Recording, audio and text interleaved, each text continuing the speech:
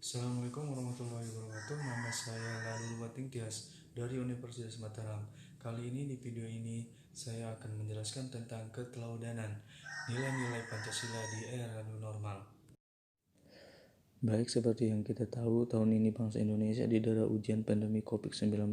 Korbannya bukan hanya lebih dari 2.500 nyawa sampai akhir Juni 2020, tapi juga melumpuhkan sendi-sendi perekonomian.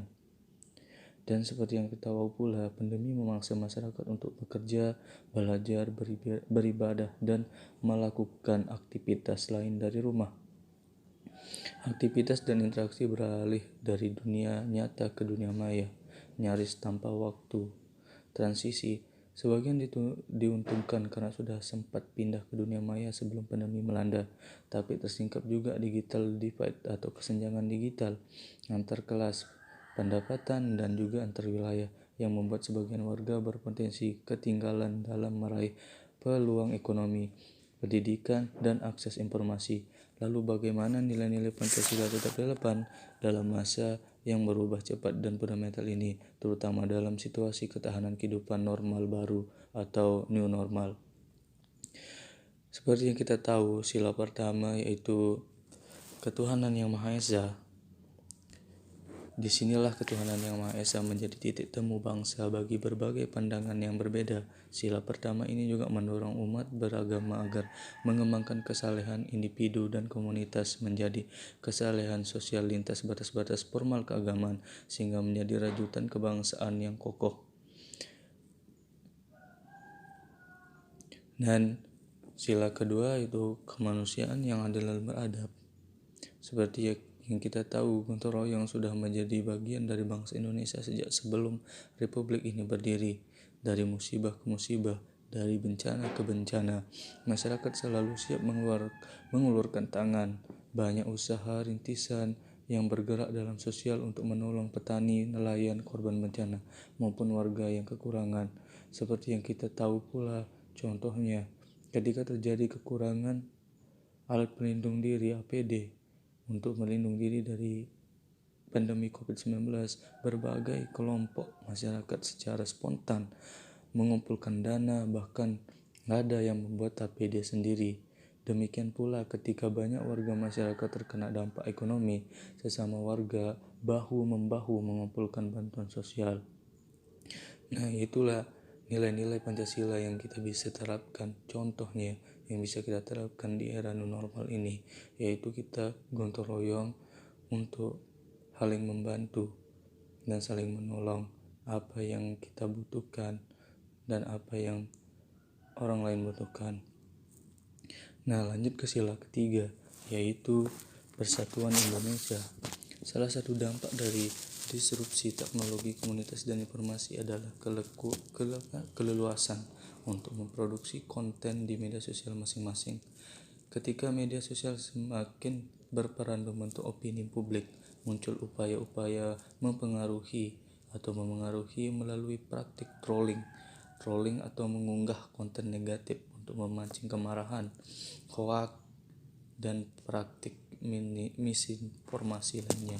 Ini semua menyebabkan banjir informasi yang membuat masyarakat kewalahan atau panik.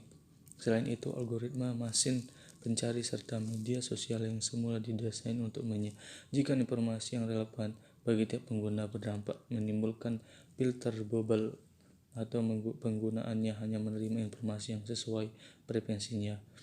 Buntutnya adalah berkembangnya komunitas-komunitas yang berpandang homogen tapi minim dialog dengan pandangan yang berbeda.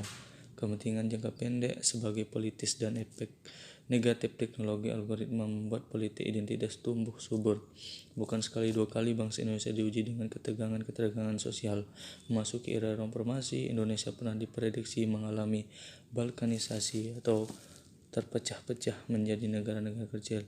Alhamdulillah, sila persatuan Indonesia menjadi suara harap bagi bangsa Indonesia untuk lolos ujian. Nah, jadinya kita bisa ambil nilai sila ketiga ini dalam new normal ini agar kita lebih bersatu dan saling membantu dalam menyebarluaskan berita yang positif dan tidak mudah percaya hoax atau berita-berita negatif. Nah, lanjut ke sila keempat, yaitu kerakyatan yang dipimpin oleh hikmat kebijaksanaan dalam permusyawaratan perwakilan, atau bisa kita ambil dengan demokrasi. Dampak politik identitas yang tumbuh sejak beberapa tahun terakhir ini cukup mengguncang konsolidasi demokrasi atau yang dibangun selama 10 tahun pertama sejak pemilihan presiden secara langsung. Padahal stabilitas politik dan kemenangan yang selama satu dasawarsa inilah yang menjadi landasan pertumbuhan ekonomi yang tinggi, walaupun didera tsunami, gempa terbesar, krisis ekonomi global, serta 2 kali epidemi seperti SARS dan MERS.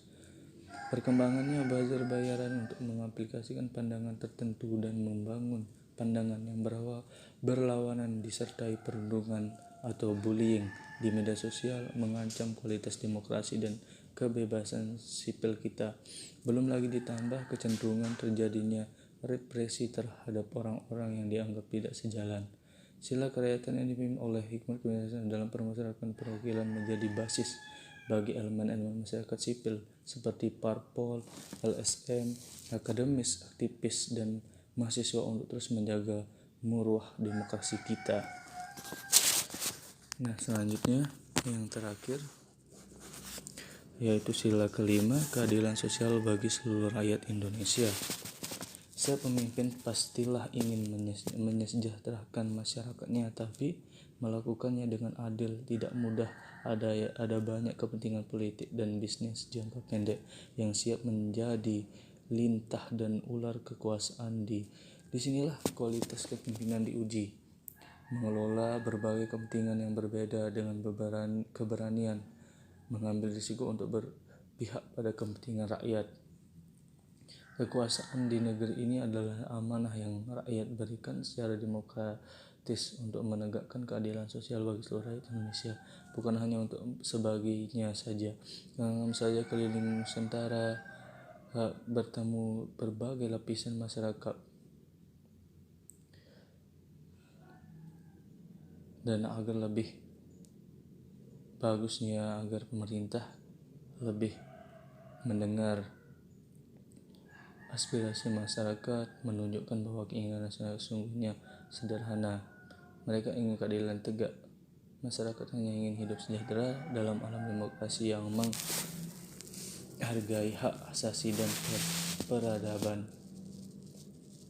dan perbedaan pendapat.